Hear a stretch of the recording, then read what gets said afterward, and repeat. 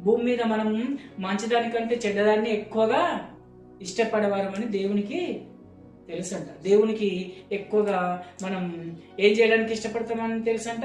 మంచి చేయడానిక, చెడు చేయడానిక? చెడు చేయడానికి ఎక్కువగా మనం ఆసక్తిగా ఉంటామని చెప్పేసి దేవునికి తెలుసంట.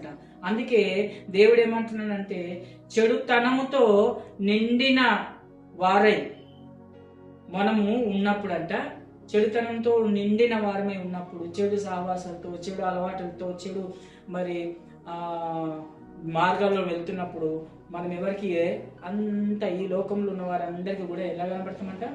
ఎర్రితనముగా కనపడతాం.